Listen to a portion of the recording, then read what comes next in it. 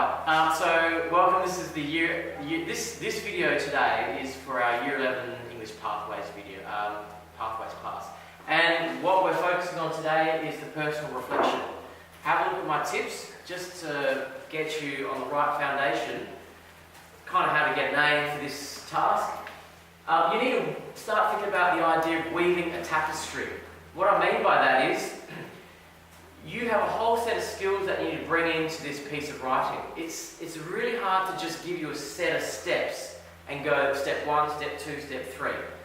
Sometimes English teachers give you like a genre step list of things to do.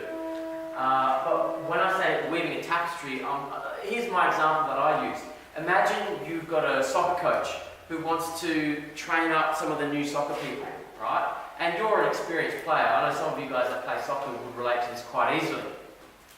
So the soccer coach can give the new player a list of things to do, how to dribble, how to think about passing, how to position yourself. But when it comes to an actual game, imagine if that new player grabbed that list and tried to what do I do next? Step 1, step 2, step 3. You're not going to be able to play effectively in the game. It's got to be natural. It's got to be like, these different skills just have to intertwine and become one. Do you know what I mean? So the good player knows the steps but doesn't use them in order. He uses them in the appropriate time to set up the right moment and score a goal. Does that make sense? So a personal reflection, I can give you a step list, but I'm asking you to do a little bit more than that. So I want you to look at some of my other things. So one of the things we talk about is macro genre. Now, what I mean by that is it's a bit like genre. Teachers give you a set list of what a personal reflection is. Think about the days of primary school where you had to do a recount, your favourite holiday, the weekend, going to the show, telling us a recount. Going beyond that, you've got things like writing narrative, a really interesting descriptive story. They're two different genres. Sean Prentice, in some of his recent works, talks about bending genre, actually going beyond the usual genres and text types that teachers give you. That's an advanced concept, but I'm getting you to think about macro genre. The personal reflection that you guys are going to write and that you're going to get an A in, hopefully, is going to be an A because you're combining both.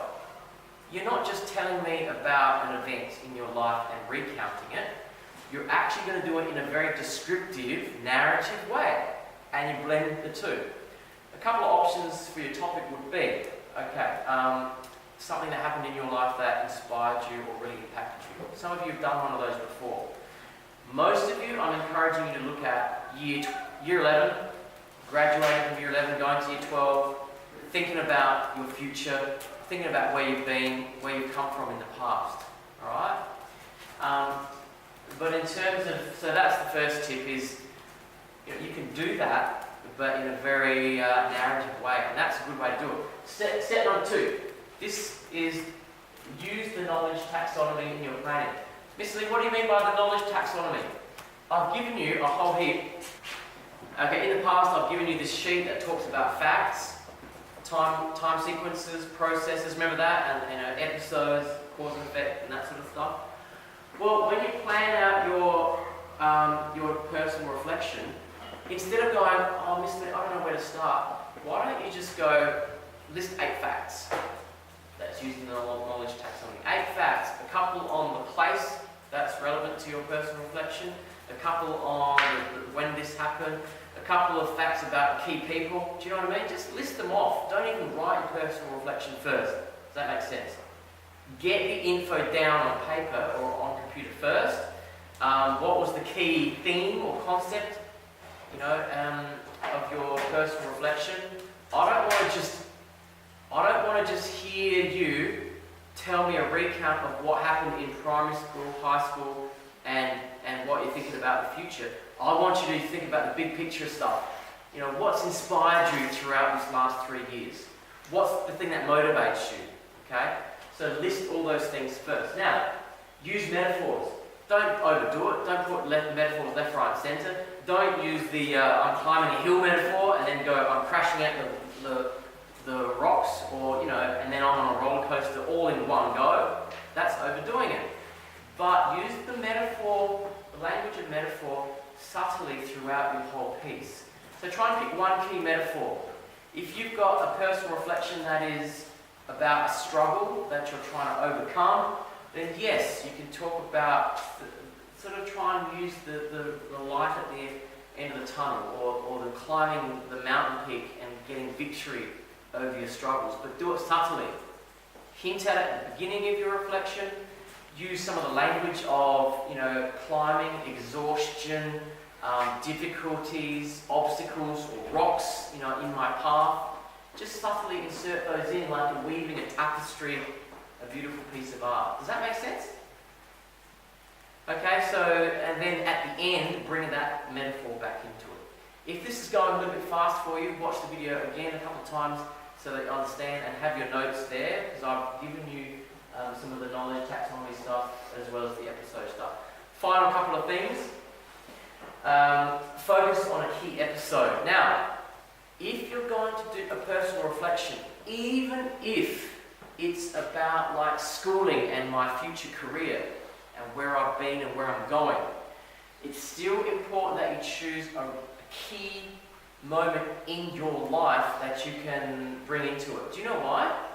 People are much more interested in hearing something real from your story than just you talking about a couple of things and listing them off. So please choose a key episode. Some of my past students have had key episodes like the time they were busted from doing something at school that they really shouldn't have gotten involved in, and sometimes it involved police. Or it could have been about a key moment in the family's life where something happened and the parents, and again, the police were involved. I'm not saying you have to be dramatic all the time like that. Your key episode may be, and I remember from you guys last time we did one of these, it might be just a key moment in your life that really impressed upon you something that you either learned from or vividly remember or were inspired and motivated about. Okay, so make sure you've got a key episode, because that's the thing that grounds everything. Everything else can revolve around that. It makes it more real. It brings us in. Do you know what I mean? So lastly, use some complex sentence structures.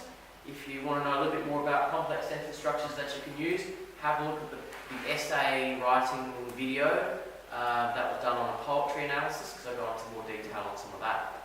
The final point on this section is use the language of reflective thinking. Now, in this class, just hands up if you remember getting from me a sheet that explained the kind of sentence starters to personal reflections. Some of the sentences were like this. One of the most important lessons I learned, or do you remember this? Or, looking back over the last 3 years, I can confidently say, ... So you've got that. It's in the distribution drive if you need it as well. I can email that to you. Alright, so come back to here now. So this is a student example. This was an A level. I was possibly an A plus if I can remember correctly. But what I like about it was she chose to do it on an inspiring place. I think she used some of that metaphor across the whole thing. She had a key episode, something that happened to really bring it together, and she was able to use some, reflective thinking. And I think she was very clear about the facts and things that she wanted to talk about, including the big picture concepts. The fact that this is an inspiring place to her. So let's have a look at it now. Let's go into it.